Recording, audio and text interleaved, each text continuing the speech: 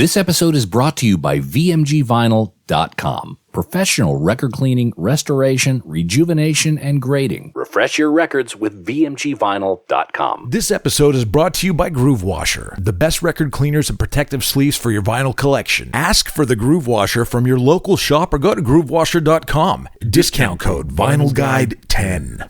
And now, on with the show.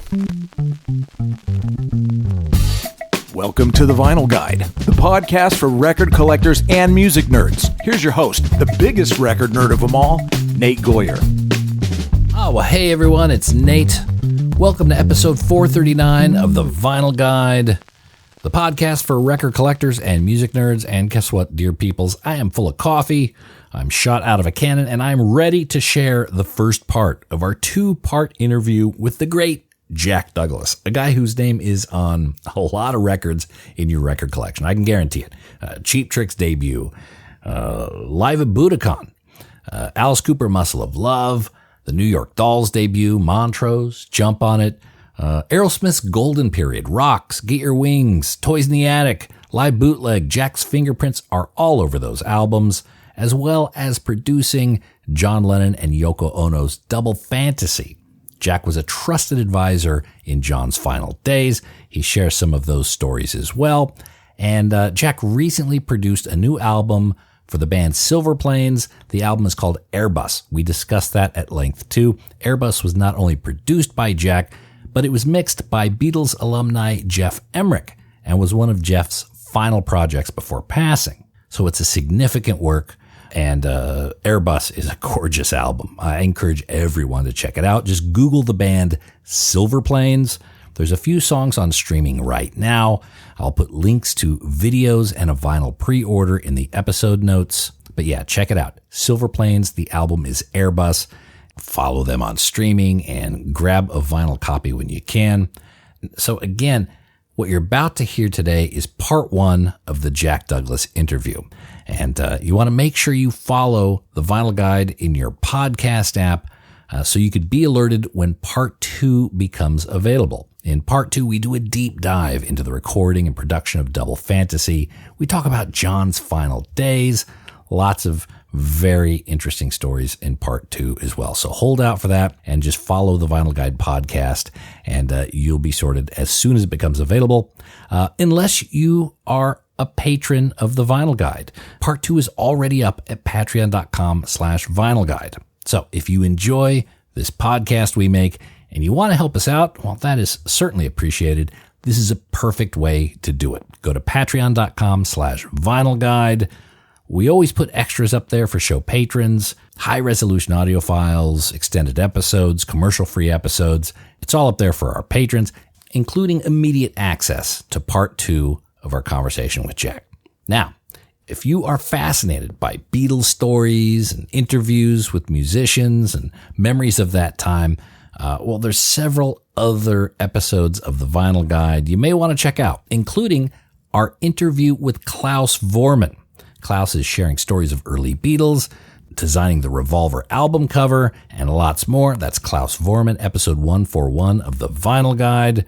We also have an episode on John Lennon's personal copy of the Butcher cover. That's episode 57 of the Vinyl Guide. We even tell the story of John Lennon's album Roots. It was a precursor to the John Lennon rock and roll album. It involves underworld figures and all sorts of subterfuge. That's episode 31 of the Vinyl Guide. And we even discussed the launch of Apple Records and the White Album with Beatles historian Bruce Spicer. That's episode 146. And lots more. So follow the Vinyl Guide in your podcast app, and you can enjoy all of those episodes and more today. No paywall, no nothing except vinyl record and music nerd talk.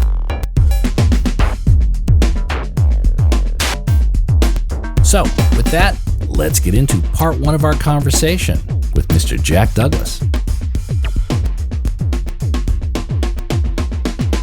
Ladies and gentlemen, this week on the Vinyl Guide, we are very honored to have Mr. Jack Douglas, whose name is probably on many, many of the records that you own, and some that you definitely should, including Silverplanes Airbus, which is coming out, Yeah.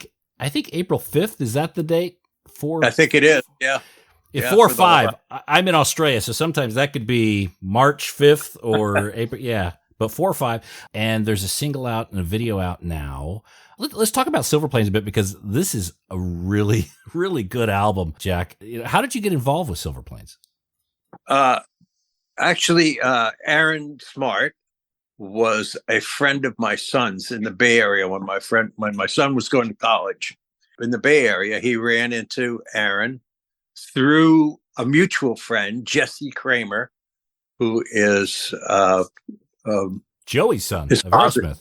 Joey's son, and then they ended up, I think, renting a house while they were in college. Well, Aaron wasn't in college, and neither was Jesse, but my son was. It sounds like trouble. Yeah. Actually, my son got through it somehow, and then he, at some point, some years later, after my son got established in his business in Los Angeles, he said to me, "You should really meet up with this guy, Aaron Smart. You guys have a lot in common." Well, it turns out that I had worked at a studio on Sunset Boulevard that was in the Los Angeles Athletic Club. It was in the top of the athletic club, and it was in the back. And had been previously in the glory days of Hollywood, it had been a screening room.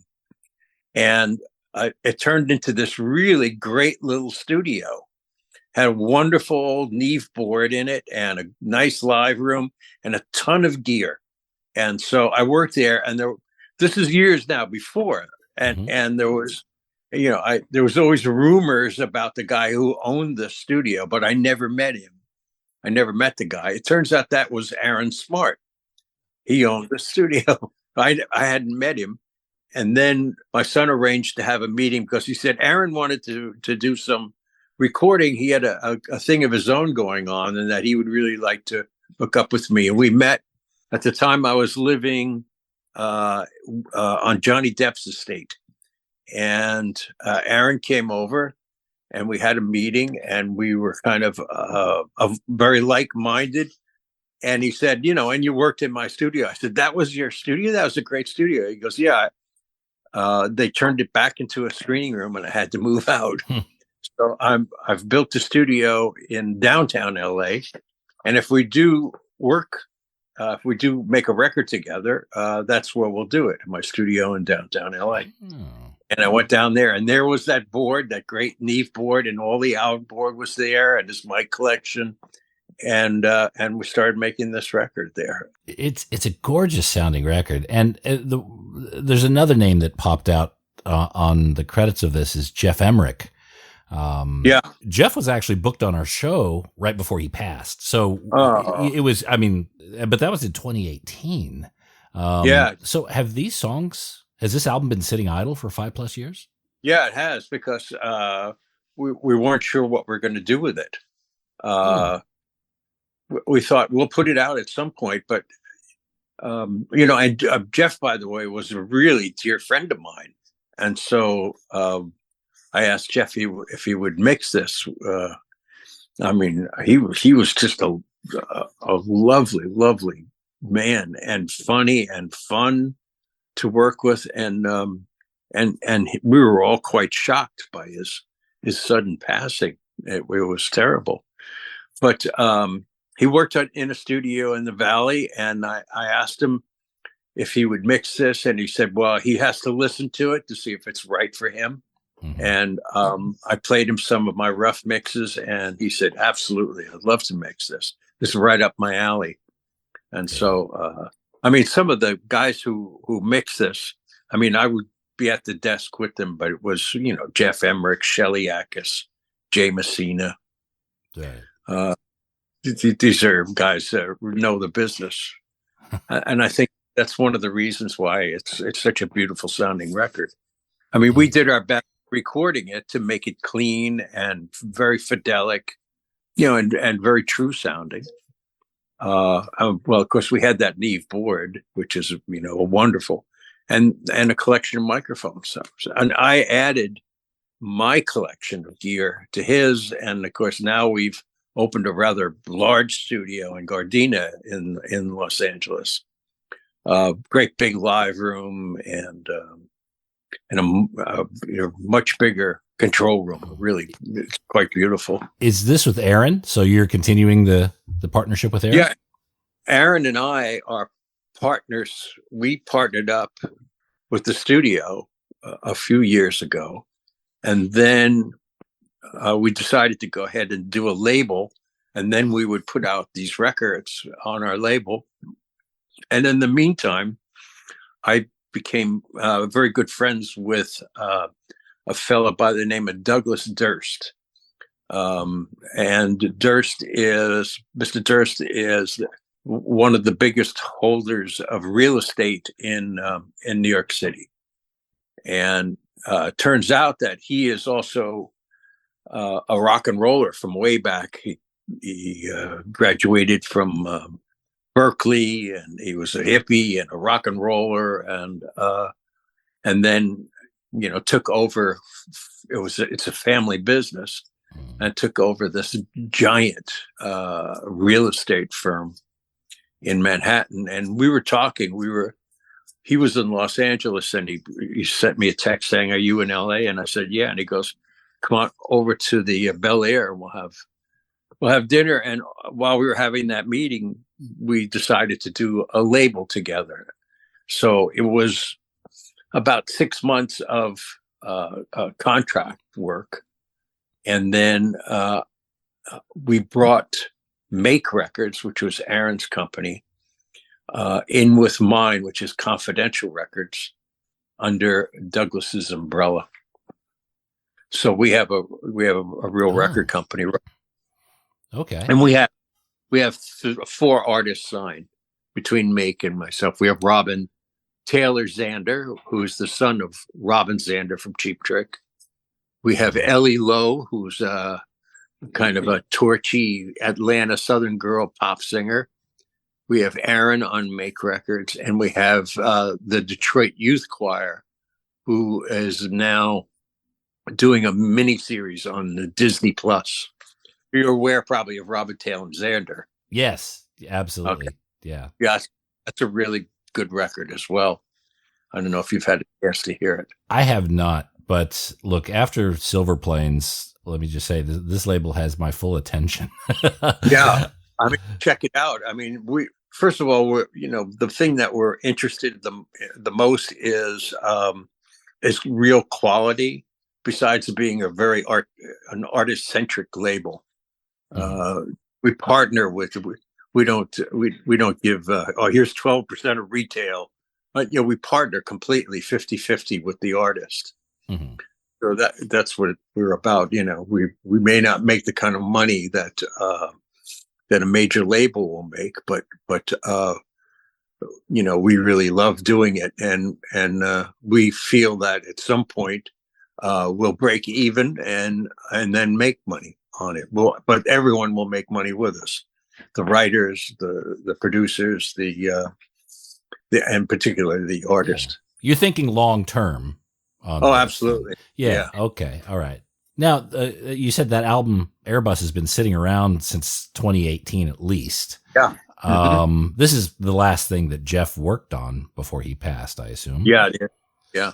Okay. And it was totally complete at his time of passing? Was there any loose ends that needed to be tied up? No, he was the last guy mixing. Okay. So it sat for 5+, going on 6 years now. What were the discussions like about what to do with this record? Well, first of all, so by the time we started to get serious about what we were going to do with it, there was a pandemic. And so we all laid low for 2 years. Basically, I wasn't going out to LA. Aaron wasn't coming here. Really 2 years of not doing anything. So now, we weren't sure what we were going to do with it. We knew we would get around to it, but there was nothing going on in the business. And so we felt we had a record of high quality, and its time would come. And then once we decided to go into business with Douglas Durst, like I said, it took probably 6 or 8 months for us to get that rolling. And now you're talking 3.5 years total from the time it was done to the time we could take seriously what we were going to do with it. And so here we are. Now we're releasing, and we put a few things out to get some to see if people were still into it, and people were. They thought, wow, it's a really cool record. Well, Jack, I'm a very impatient man, so I hope I'm not going to have to wait another 5 or 6 years to get the next Silverplanes. No, actually, the second album is about done. Ooh, okay. So yeah, but what we want to do is release this one, and then we'll release the next one in EP packages, I think. Ooh. Yeah, because there's a few EPs. Now, I do want to go back in the Wayback Machine with you for a little bit with some of the legacy projects you worked on. But sure. Staying with Silverplanes just for another minute or so. Yeah, sure. How did you shape this record? I mean, your production career is very well known. In the past 10 years or so, you've been very selective. I think you work with Clutch and a few other bands here and there. Yeah. But when it comes to Silverplanes, how did you craft these songs? What were the state that you found them in, and what was that overall contribution? Well, for me, it was all about the songs themselves. So what I would do is I would ask Aaron to play me the song on guitar and on acoustic guitar, and he would play it. And when we would get that feeling right, like the chord progression, the tempo, the feel of the strum and everything were perfect, then I would record him singing with his acoustic guitar. And he has a pretty good internal metronome. So I would usually use a click track to get him started for the initial count off, and then turn it off and let him go. And then we would take that track and overdub to it. Sometimes we would keep that vocal and acoustic guitar, or sometimes we would just replace it. But that's how we went about it. And in this way, it wasn't like we always had a full band in the room where we were building each of these songs from the ground up. Mm-hmm. Is that kind of the key to production? Is the song needs to be able to stand on its own with just an acoustic guitar and the artist? Yeah, absolutely. I've worked in all kinds of ways. For example, with Aerosmith, it was never about the melody of the song or the lyric. We would build it up from the band up, and with Steven singing, just scatting over it, a semi melody and no lyrics. And so then it was about finding a lyric and a melody line that fit the band track we came up with, which is why, we got away with that for quite a few records and for many songs until when we got to Walk This Way, we couldn't come up with anything for it because it was just such a groove. It seemed impossible. What do you put to it? And so what comes from that is the famous Young Frankenstein story, which I'm sure you've heard. Yeah, because at the core, we're listening to the songs and going back to many of the songs on Toys in the Attic or Rocks. Those songs would be just as powerful as acoustic, just very much stripped back. It's the lyrics and some of the tongue in cheek, the eyebrows that kind of makes it that over the top Aerosmith. We always knew that we could count on Steven for that because that's the way he thinks. That's the way he operates, and that's who he is. that's is always very witty, very bright. In that in between period where I did Clutch, I also did a Supertramp album and a Slash album. So they were artists that I really always wanted to work with. I always wanted to work with Slash, And I certainly would never turn down working with Supertramp. Mm-hmm. And I worked with a few others. But what I started to do in around 2000 was I started to do the thing that I was going to do in the beginning, which was film scores. Mm-hmm. And so I started doing film work around 2000, 2001. And, I started my career as composing for television while I was working at a record plant as a janitor. I was janitor by day and scoring a TV show at night. In the same studio, I was a janitor. So I've turned to that, and I'm still very busy with that. Janitorial work? Are you saying that? No, yeah. Well, here in the house. Here at home. So earlier in your career, I understand. Yeah, you started as a janitor, as a musician. And by the way, there's a great podcast that you were on with Bob Lefsetz. That there's some fantastic stories, and I'm going to refer people to that so we don't repeat. Yeah. Right. But one thing that was mentioned that you didn't go too deep in is your involvement with the Who and what went from the Lifehouse project to Who's Next. Now, when you kind of first entered that sphere of the Who, was the Lifehouse project still an active project?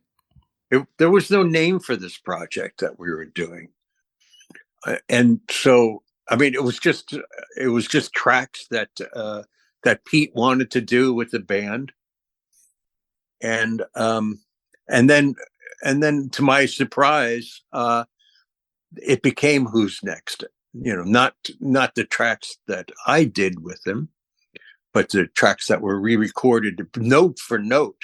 Sometimes I think I hear what we did, but in there, but I probably not. But I think they released a package some time ago that may have some of that New York stuff on it. Okay. It was crazy couple of weeks that working on that project because Kit Lambert was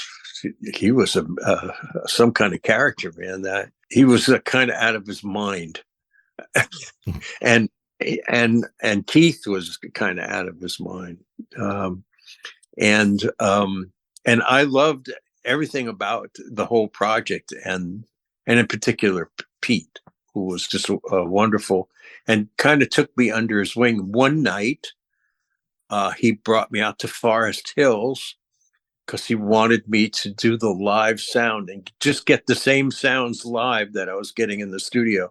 And I didn't know my ass from my elbow about doing concert sound.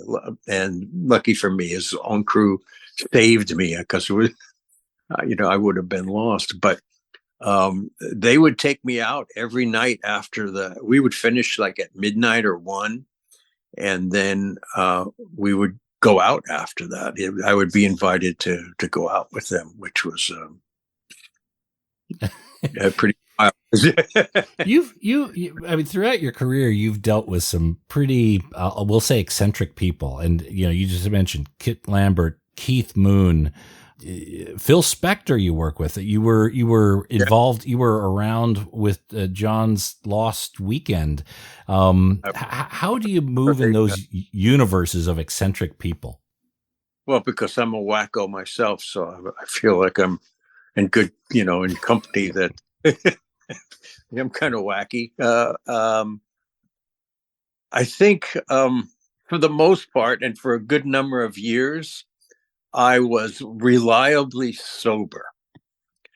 And so people could count on me to, in case of crisis, be able to handle it, whether it was a crisis in the studio or one outside of it. And so I was reliably, I was crazy, but I was reliable and a sober person. Not like I was an AA or anything, but I was never over the top. You drove the getaway car. I did drive the getaway car. Yes, I did. Yeah, you could count on, or to pull somebody out of a problem or out of a fight, or to just get in the middle of a band argument, or to just get the right arrangement for a song. But at the heart of it, isn't production like just a series of problem solving? It is. Yeah. And you have to be a politician as well, because sometimes you'll be dealing with a number of factions inside a band, like the drummer has got a completely different idea what the song is about than the guitar player. And so I don't know where I got those chops from. Maybe my dad was a union organizer, so maybe I got it there. Okay. But yet it's this delicate balance of getting the best performance and coaxing people to be vulnerable and creative, but at the same time, just getting shit done. Yeah. And the thing is to always respect, as far as I'm concerned, is to always respect the artist's idea first, because the reason you're there with him is because this person that you're, or group or whoever you're working with, has got the talent that brought them to this point that they're working with you. Mm-hmm. And so whenever it comes to what an idea or what's supposed to happen here, it's that I want to hear it from the band first, or from the artist first, or and if I think there is some problem with it, I will say, let's try your idea first, and then you come in and listen to it. And if you think it's great, okay, good. If you think maybe you could try something else, I have an idea that might work, that fits right into what you're doing. And we'll try that. And the thing is, some artists are fine with that. I've worked with some that aren't. And quite honestly, the easiest artist that I ever worked with, and had that kind of relationship, was with John Lennon. Just absolutely easy to work with. You work with some great singers, and you might do 5 shots at that vocal, and then I'm going to comp it. Back then it was you comped it on tape. Now you comp it in Pro Tools. And a lot of times you'll have those artists leaning right over your shoulder, listening to every syllable that you're putting in. And with John, he was like, I'm going to go in the next room, you comp it, and when you think you've got the vocal, I'll come in and double it. That was it. He's very good at delegating and just kind of respecting the lines between roles. Yeah, he did. He said, I'm the artist, you're the producer, and let's work like that. So let's jump into Double Fantasy for a bit. Now, you knew John prior. You'd worked with him on the Imagine record. This is kind of the beginning of your career. I suppose you stayed in contact with him. We'll be back after these messages. Well, hey there, record collectors. There's a new service available that specializes in record cleaning, restoring, sticker removal, and professional grading. VMGvinyl.com. VMG Vinyl can help you make the most of your collectible records. From professional cleaning of records and sleeves, removing old price tags and store stickers, dry cleaning and rejuvenation of old shrink wrap to make it look like new, even providing you a professional play-tested third-party grade with either removable grading or encasing in plastic. You have a wide range of choices at VMGvinyl.com. Buying a highly collectible record and you want it checked out by an expert? VMG Vinyl can do that too. Head over there now and see what VMGvinyl.com can do for you and your collection. That's VMGvinyl.com, the one-stop shop for professional third-party grading, cleaning, and record restoration. That's VMGvinyl.com. Oh, and hey, record nerds, don't forget to clean your records with the very best and safest record cleaner, the Groove Washer. Make your records look and sound their very best and store them with confidence using the new Groove Washer Groove Guard record sleeves. You gotta try this out. It makes a huge difference to the quality of your vinyl experience. Ask for the Groove Washer by name at your local record store and accept no substitutes. Or head over to groovewasher.com and use discount code VINYLGUIDE10. All hail the Groove Washer. That's groovewasher.com, discount code VINYLGUIDE10. Now we return to the program, already in progress. No limits. So let's jump into Double Fantasy for a bit. Now, you knew John prior. You'd worked with him on the Imagine record. This is kind of at the beginning of your career. I suppose you stayed in contact with him. I worked on the Christmas record, and then he had me working with Yoko on all those records. Some of them he was producing, and frequently he would call me up, and we would just go into the studio and jam. Maybe Mick Jagger would come by, maybe David Bowie, maybe Elton John. Were you present for the Fame session with Bowie? I was in and out of there, and that was in Record Plant. Yeah. Okay. What are your recollections of that? The only thing I remember distinctly is John saying, "I'm writing you the best hit you will ever have," and it was his first #1 record. Mm-hmm. When we were doing Double Fantasy, so Bowie's office dropped off for John and Yoko 2 tickets to the opening of Elephant Man, which David Bowie was doing on Broadway, and John said thank you, turned around and handed them right to me and said enjoy. So that night, David Bowie looked in the crowd where John would have been, and there you were with popcorn. There was a party afterwards, and he was looking around for. Well, I had worked with him before, so I mean, I knew David. Right. Did John or any of the Beatles, did they know about the Aerosmith version of Come Together? Yeah, John did. Mm-hmm. I mean, he hated the movie. Oh, who didn't? Yeah, but we had a hit with it, and so that's how he knew it. I mean, he wrote it, and so it was. He was very aware of, and so who had a hit with it. Yeah, I liked it, and of course, I produced it, and George and Geoff mixed it. All right, so you've known Geoff for years and years. Then you go way back with Geoff, yeah. Yeah, I do. In fact, after that, George Martin invited me over to work at Air Studios because I had some Chrysalis dates coming up. And Chrysalis then owned Air Studios. And so he said, come over.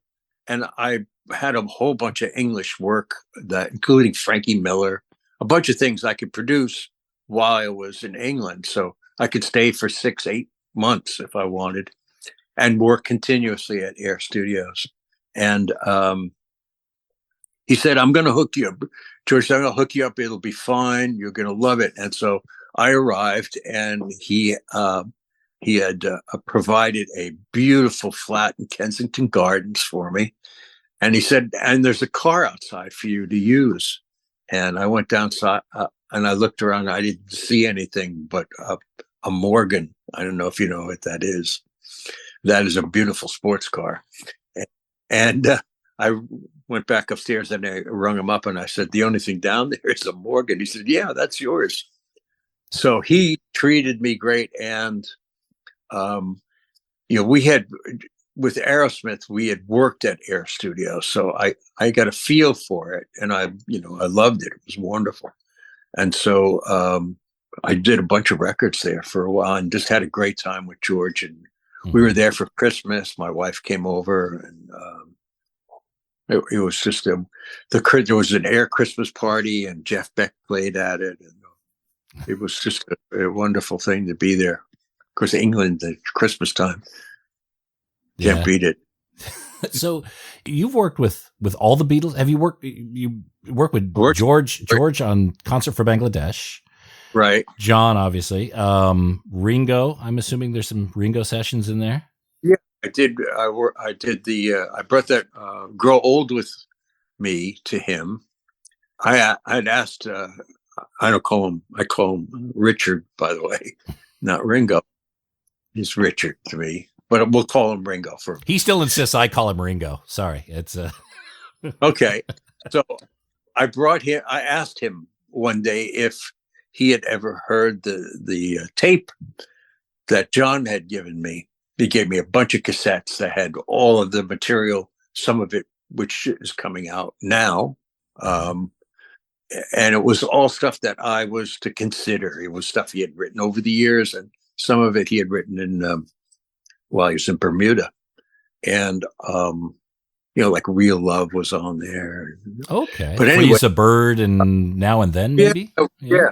And each of these songs had a narration before it or after it. And John had told me that the plan was, although they were waiting for George to make up his mind that he was going to do it, but there was a plan that George and John and Paul would be a backup band for Ringo's album. And that was going to be in the works. And some of these songs that he sent me, he thought were going to be for Richard Starkey. And after the song and in the narration that followed the song, he would say, "Here's another one for Richard Starkey." And sometimes he would say, "This one is definitely for Ringo."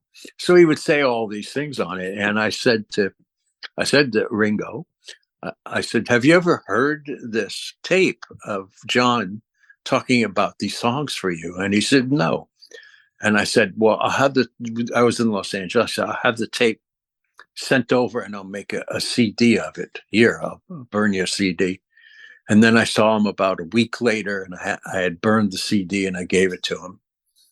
And then I saw him shortly after that again.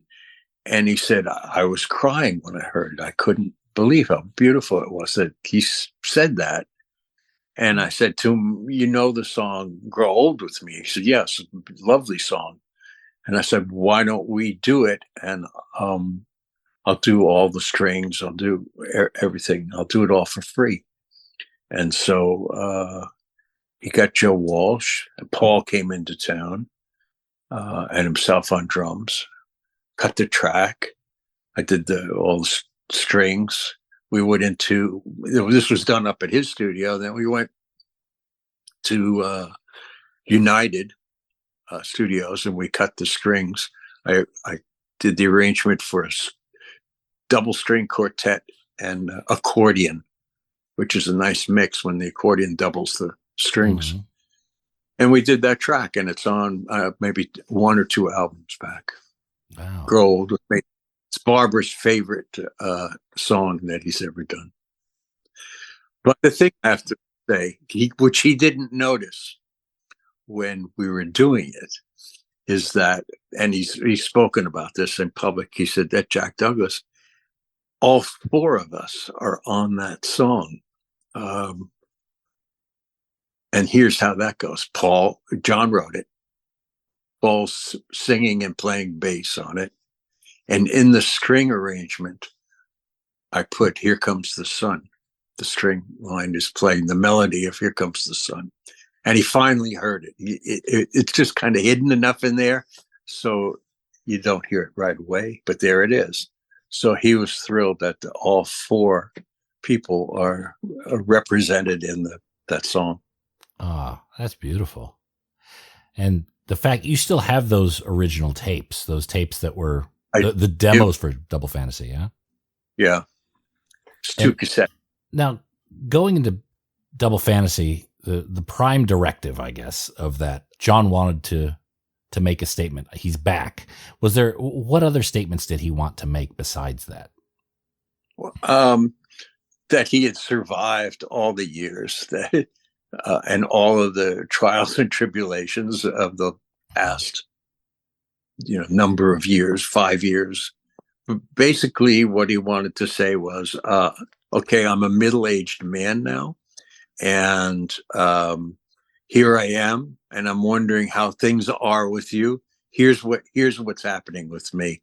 This record represents where I am right now.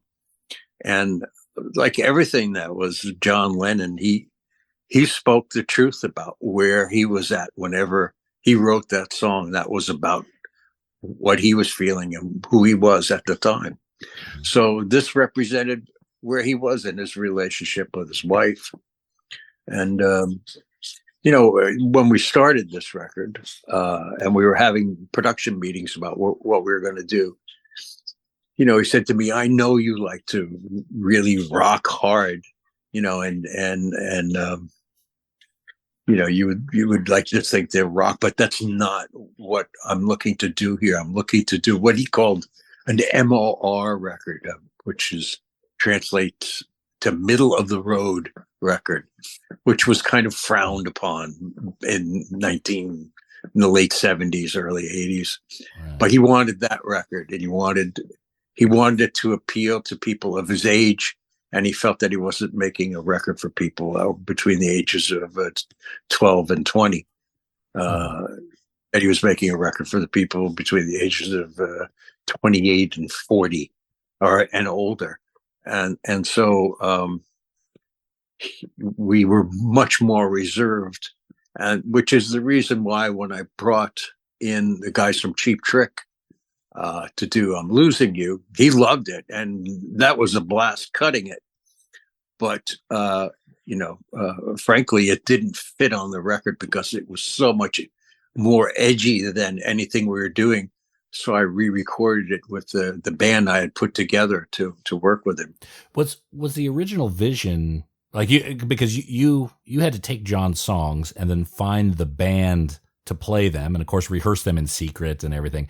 But yeah, was the original thought, because you've been working with Cheap Trick, maybe we have Rick and Boone come in and they could be the band. That was the band before the Tony Levin, Earl Slick version. Yeah. At one point I thought that Cheap Trick would be the perfect backup band for John. They had a great work ethic, and they loved him, and they loved the Beatles, and they were extremely Beatle influenced, and it would have been a great match. And he loved Rick as well, and Bunny.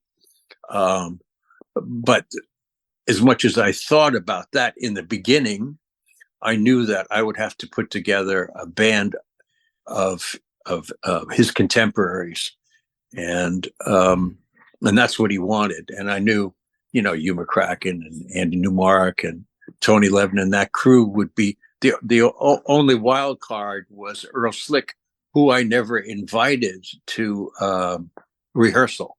I brought him in as a wild card, and the reason for that was something I remember about I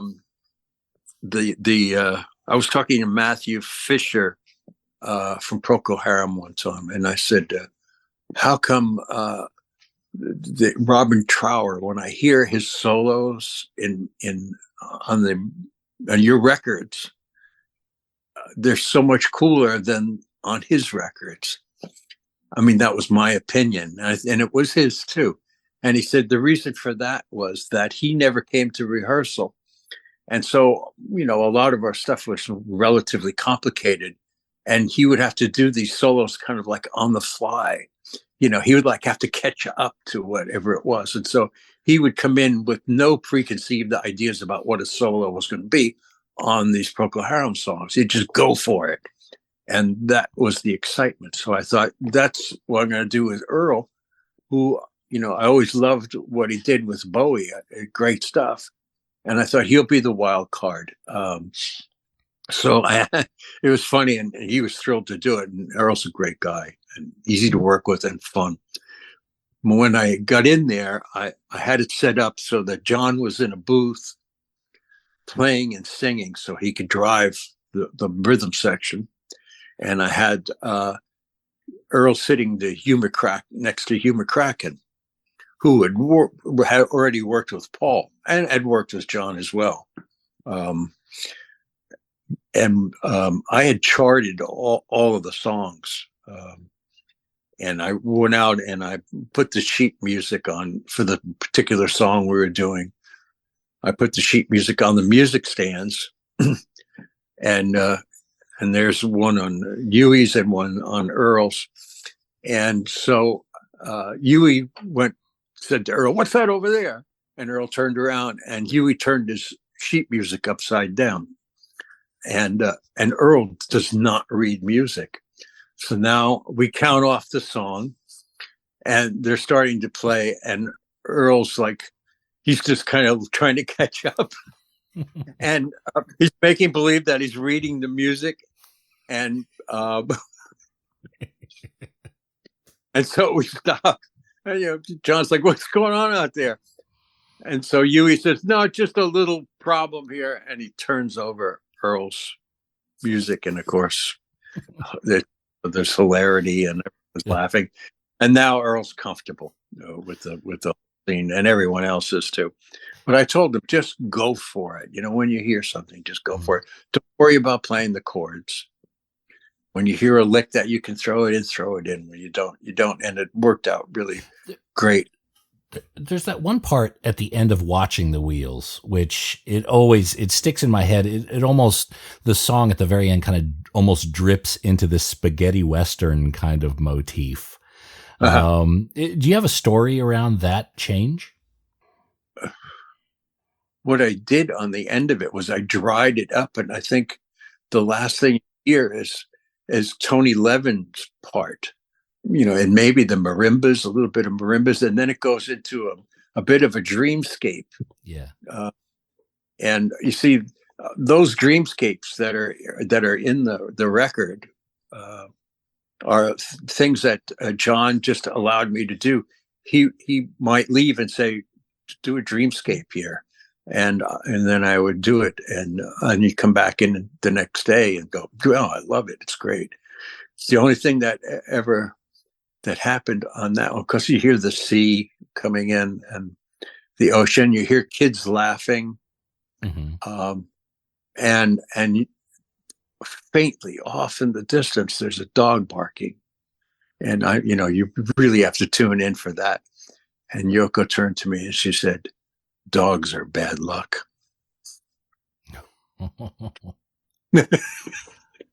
What do you do with that? Okay.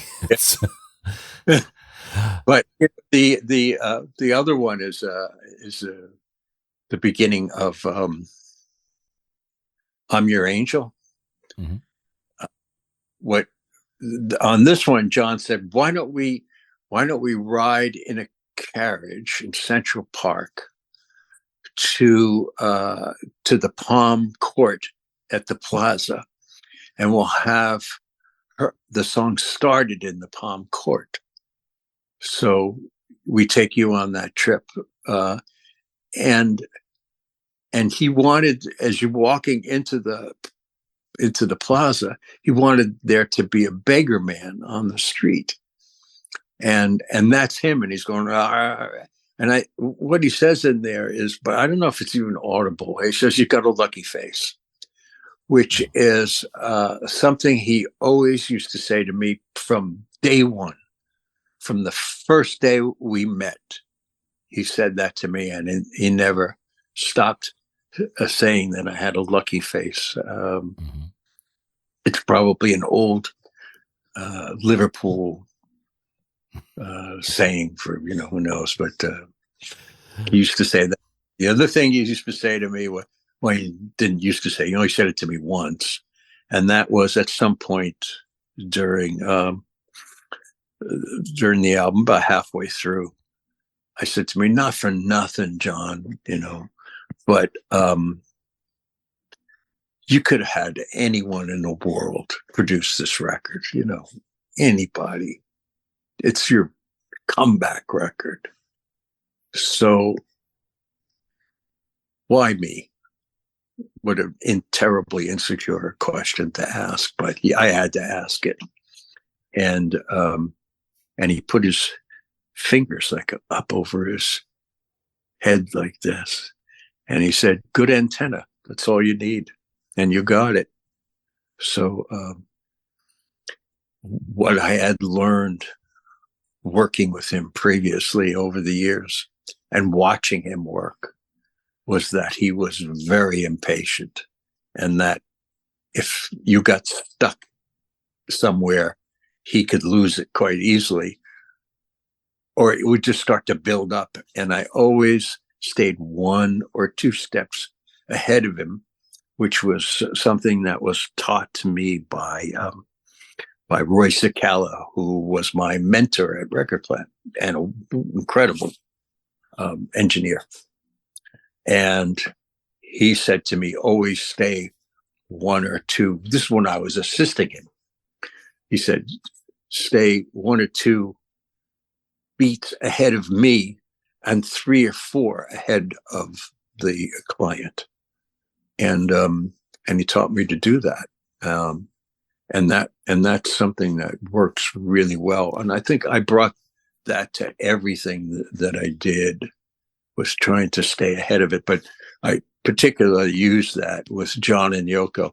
I learned to use it with Yoko when I was working on her on those few albums, which made her very comfortable because I could anticipate what she wanted to do next. And that's, I guess, if I could understand that right, it really is being aware, reading the room, and almost understanding what the person is thinking so you can have a response ready. Exactly. Yeah. Okay. That's why the good antenna. Now, with Yoko's contributions to Double Fantasy, I mean, the album, a lot of my favorite parts of the album are Yoko's songs, and understanding Yoko's material, especially in the early 70s, it didn't always lend itself to contemporary listening. I think that's fair to say. Yeah, but not meant to be. Yeah. It certainly was never a commercial success. But it was art. It yeah. was just art.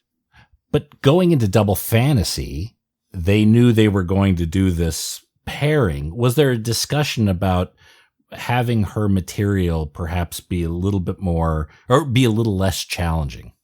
Absolutely. Absolutely. That was very important. And Yoko really trusted me to direct her in that way, so that it would be more commercially viable or fit more with the record, still allowing her the artistic expression that she has, but for it to fit in the context of the whole album. So yeah, it was very often, in fact, most of the time, I would work with Yoko alone, and the day would start with a breakfast meeting. I mean, we lived in the same neighborhood, so it was a 2-3 block walk for me to go have breakfast with them, and then plan out the day, and then that would be like at 9 a.m, and then John would go back to the Dakota. So would Yoko. I would go to the studio, and then Yoko would be in by noon, and we would work 5 or 6 hours, and then John would come in.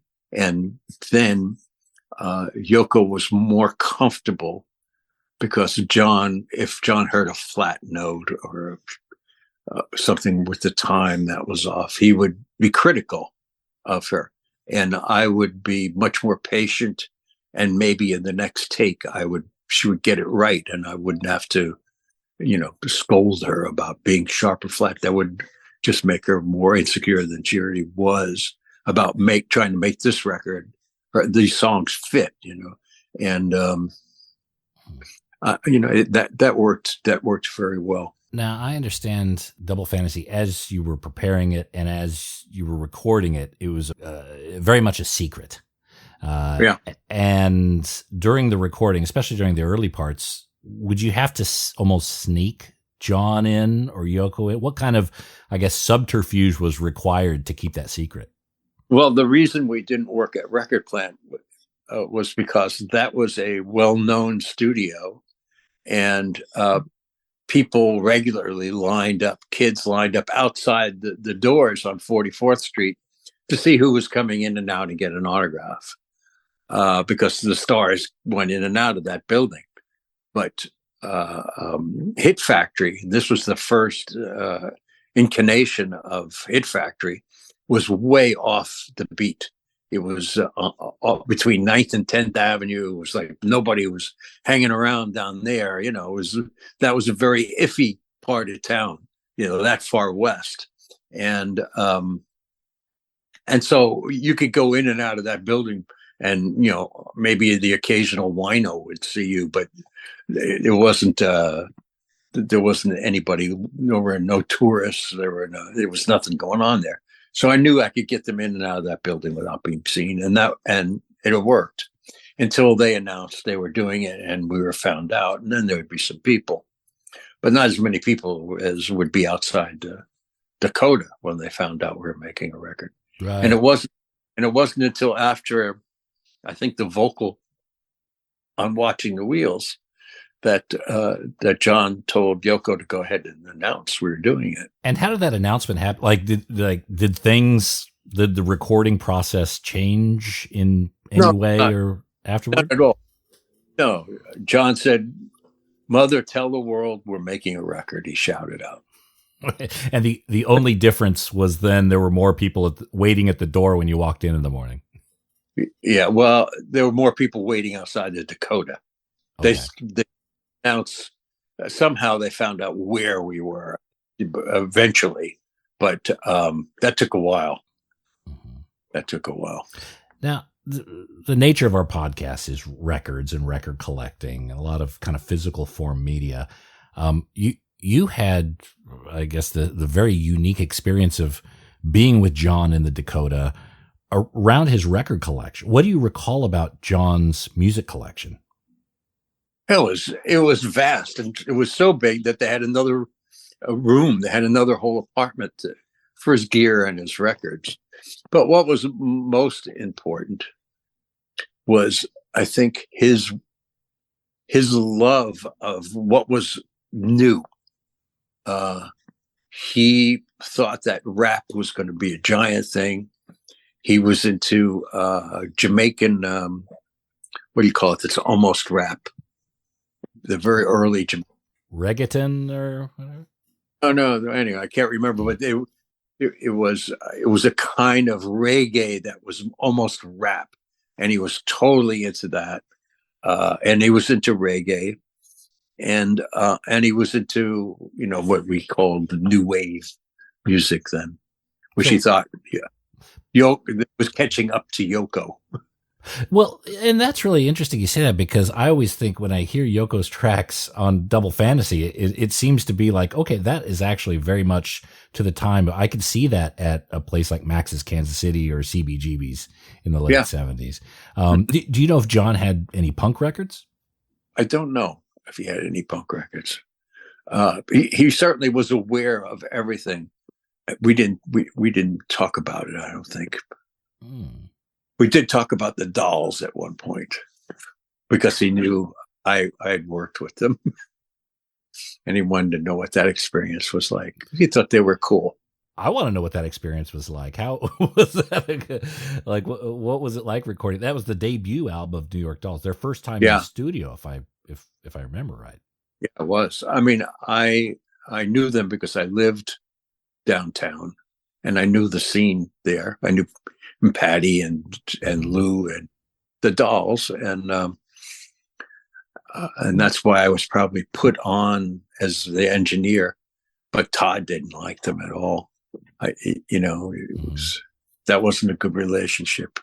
I remember we were doing, I think, either Personality Crisis or Trash, and David was in the vocal booth. And he was singing live, and the band is banging away. And Todd is going, "God, this is awful." And I'm saying, "Well, I said it's unique. There's something about when they play together. It's kind of a special kind of noise that's refreshing." And David came in. The band came into the control room, David is very sharp and he's smart. And Todd, not knowing what else to say, said, well, that's going to be beautiful. We're going to put harmony on that and it'll be great. And David said to him, harmony? Are you accusing me of having melody? And that was like taken seriously. And Todd didn't show up quite a bit. We had to run interference for Mercury Records so they wouldn't know that the patients were running the asylum. But we got that record done, and Todd came in and we mixed it in a few days. I was digging it, and David Krebs was managing Lieber Krebs. They were managing the Dolls. That was their big act. Mm-hmm. And David said, "Look, I know you pulled this thing together to make it happen. Of course, we're going to give you a large credit on the album as engineer." He said, "But as a prize for you for doing it, we want you to look at our baby band that we manage, which was Aerosmith." And that was my prize for doing that. And Bob Ezrin, after doing that Dolls album, who used to stop by all the time, because I'd worked with Bob on Alice Cooper records, and Bob said, "You're a producer. You should consider giving up this recording, record engineer gig and become a producer. You could come work with me on my company." And that led to Alice Cooper, which I did, I think, just before. But wow, that's how I get my strictly engineering gig. But that's how you got your wings. Yeah, that's how I got my wings. And the thing was, it really put a stop to my wanting to work on film for a year because I got so busy as a producer. So when Aerosmith goes to record Come Together, do you guys have a conversation with John? Is there any dialogue? What's the he must have been familiar with Aerosmith at the time and having their records. Yeah. Oh yeah. We met up in a coffee shop quite accidentally a year or two before Double Fantasy. And he said to me, "Wow, you're really on top of the world, aren't you?" And he was aware of everything I was doing. And he read Billboard and, he was on top. He knew what was going on. He invited me over to his house. He gave me his private number, and I didn't bother him because, I had read he was a house husband and he was baking bread, and I didn't want to. But really what he wanted to know about was the state of the technology now, because he knew I was so busy. At that point, I was making digital records on on tape, not on ADATs. I couldn't stand that, but I was already, I already had my toe in the water on the Mitsubishis and the Sony machines, which were, at very low sampling rates, but it was interesting. And he wanted to know about that stuff. Of course, when it came to, and I really still preferred analog tape, and I still do sometimes, but when we recorded Double Fantasy, we did two machines. We recorded the basic tracks on a Studer 16 track, which is a big fat sound at 15 IPS. Mm-hmm. Then put another machine in the room, a 24 track running at 30 IPS, put two tracks of work, a mix of the basics on that, put the 16 track tape away, and then did all our overdubs on the 24 track. And then when it came time to mix, we went back to the 16 track, which is big and fat and fresh. And we ran the two machines together, and that makes a really glorious sound. That's great. So you didn't incur the generational loss from doing the overdubs and working with the tape day in, day out. You had the fresh generation ready. That tape was only run across the heads a few times until we mixed. Now, with Aerosmith, I don't think Double Fantasy did this. Maybe you did, but with Aerosmith, there were stereo and quad mixes. Yeah. Can you walk us through a little bit about how you would approach them, the quads? Cool. Studio A at Record Plant had a quad set up, and we were always confused because there were any number. It's just like the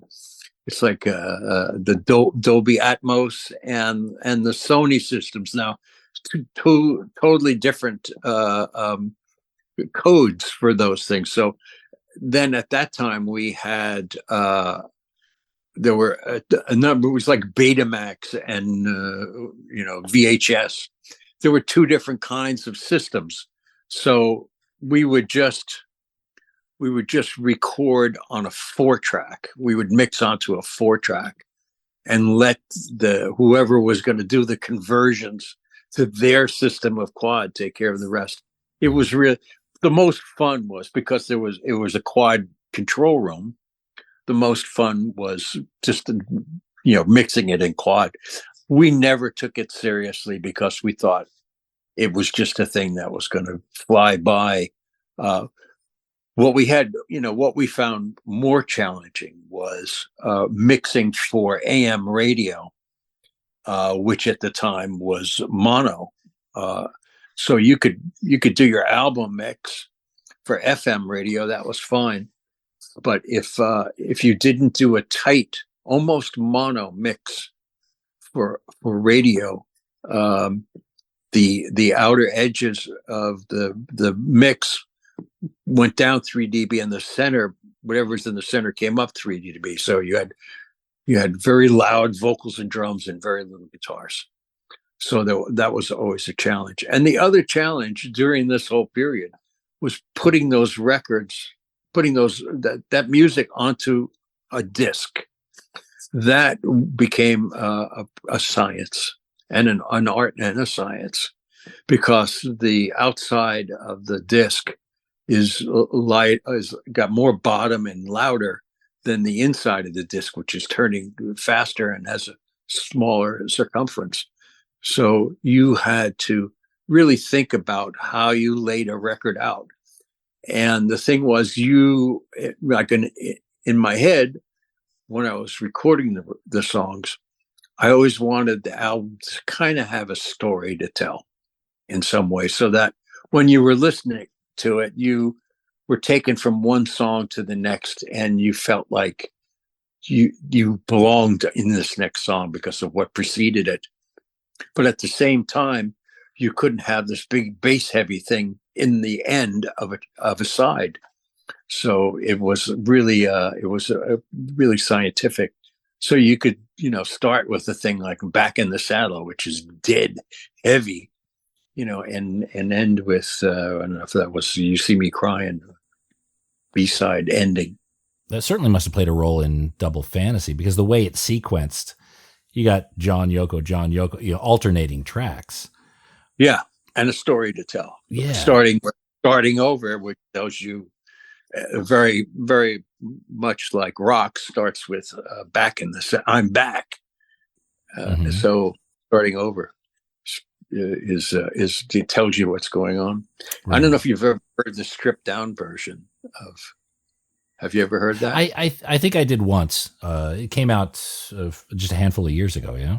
Yeah, it has a very different beginning. It doesn't start with the bells. It starts with a dedication to Buddy Holly, the Everly Brothers, Elvis. Okay. Which is John, and has a lot of John talking throughout very much like his cassette that he gave me, which was always narrated. He liked to narrate things. Now, the night of John's murder, he was at the Hit Factory working on a mix of Walking on Thin Ice? We were working at Record Plant. Oh, Record Plant. Okay. Working on Walking on Thin Ice. Yeah. Was that song completed that night, the mix and everything? Yeah. Done. We were ready to master the next day. Okay. So the record that was available in January, that is the last thing that he worked on, and it was complete. No other. Well, all right, people. We're going to end it right there for now. again, this is just part one. Part two is coming out shortly. And in that, we pick right back up. We talk about John and his last day, what he did on that last day in the studio, how he wanted to redo Strawberry Fields Forever. We talk about revisiting the master tapes for the Double Fantasy 2010 stripped back version and lots more. So make sure you follow the Vinyl Guide podcast in your podcast app so you get alerted immediately when part two is available. And for those of you who are Patreon supporters, well, you know you already have access to part two. You can go enjoy that right now. Patreon.com/Vinyl Guide, and you can get right into it. Otherwise, we'll circle back shortly with part two. Thanks again for listening. Cheers.